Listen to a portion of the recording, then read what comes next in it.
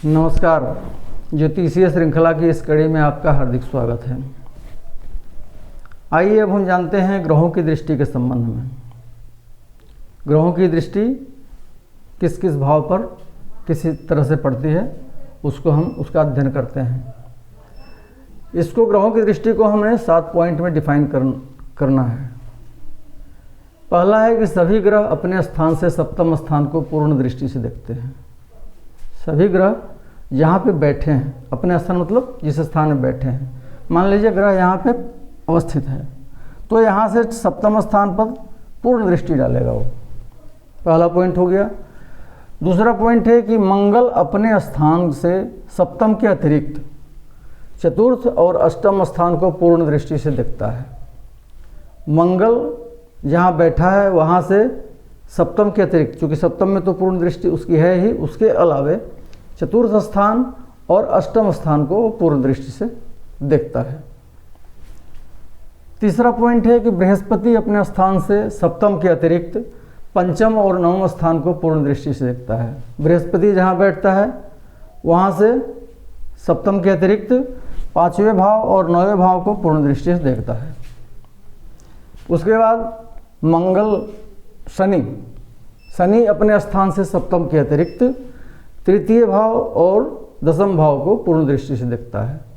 शनि यदि यहाँ पे बैठा हुआ है तो वो सप्तम के अतिरिक्त तृतीय भाव और दसम भाव को भी पूर्ण दृष्टि से देखेगा। उसके बाद आगे हम बढ़ते हैं तो मंगल के अतिरिक्त सभी ग्रह अपने से चतुर्थ और अष्टम स्थान को त्रिपाद दृष्टि से देखते हैं। मंगल के अतिरिक्त, चूँकि मंगल को चतुर्थ और अष्टम में पूर्ण दृष्टि होती है, इसलिए उसके अतिरिक्त चूँकि उसकी त्रिपाद दृष्टि नहीं होती है, उसके अतिरिक्त जो भी ग्रह बैठेंगे यहाँ पे उससे चतुर्थ और अष्टम में त्रिपाद दृष्टि उनकी होगी। 3/4 मतलब 3/4 दृष्टि पात वो करते हैं। बृहस्पति के अतिरिक्त सभी ग्रह अपने स्थान से पंचम और नवम स्थान को द्विपाद दृष्टि से देखते हैं।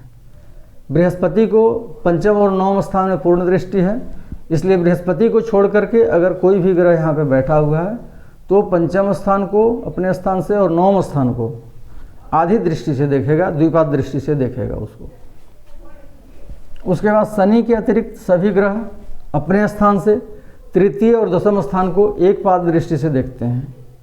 शनि को तृतीय और दसम में पूर्ण दृष्टि होती है उनकी, इसलिए शनि को छोड़ करके अगर कोई ग्रह यहाँ पे बैठा है तो अपने स्थान से वो तृतीय स्थान को और दसम स्थान को एक पाद दृष्टि अर्थात 1/4 दृष्टि से वो देखेगा।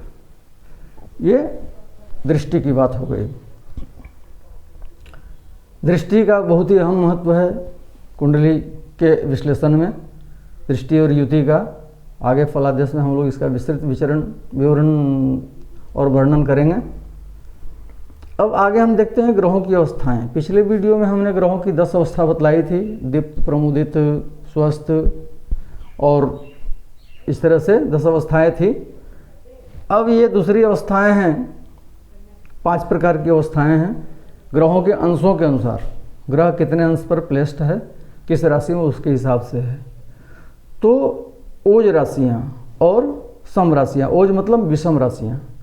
विषम राशि और सम राशि के बारे में हमने पहले वर्णन किया हुआ है कि राशियों को इंगित करने वाली, उनको दर्शाने वाले जो अंक होते हैं वो अगर 2 से विभाजित हो जाते हैं पूर्णतः तो वो सम राशि होती हैं, और यदि विभाजित नहीं होते हैं 2 से तो विषम राशियाँ हैं।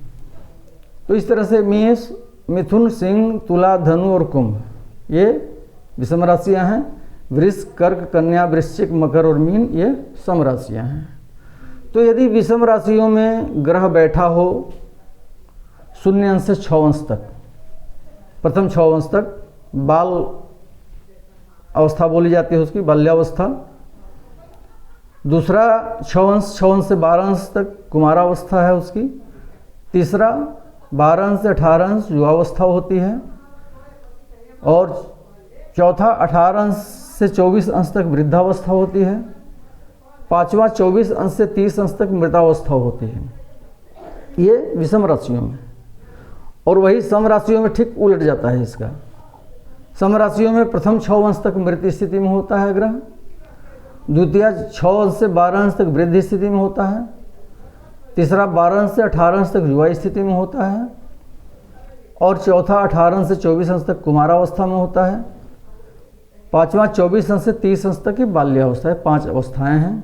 अब इसमें ध्यान देने की बात यह है कि 12 अंश से 18 अंश तक ग्रह या वो विषम राशि में हो या सम राशि में हो, युवावस्था में रहता है। ये ध्यान योग्य बात है।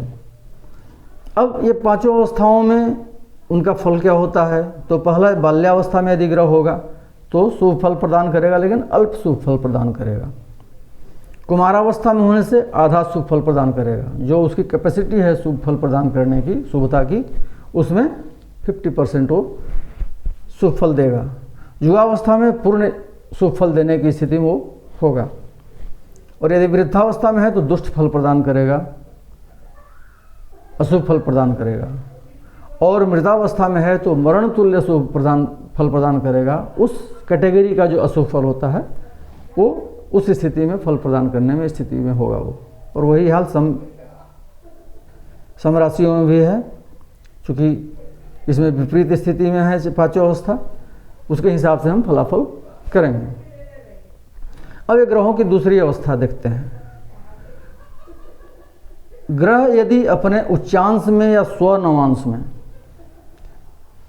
हो तो उसको हम जागृत अवस्था कहते हैं, जगा हुआ है। दूसरा पॉइंट है कि यदि ग्रह अपने मित्र के नवांश में अवस्थित है तो स्वप्नावस्था में है, न जागृत न सुषुप्त, स्वप्न देखता हुआ स्थिति में, अर्धजागृत स्थिति में वो होता है, उसको हम स्वप्नावस्था बोलते हैं।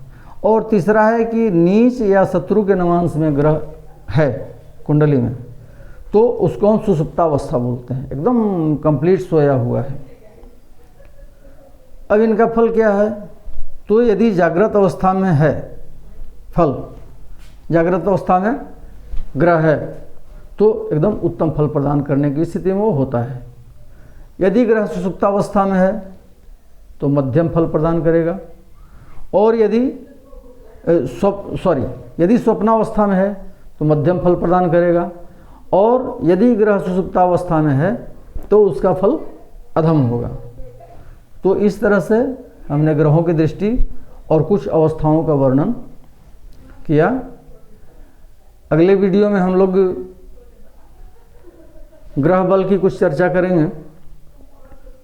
नमस्कार।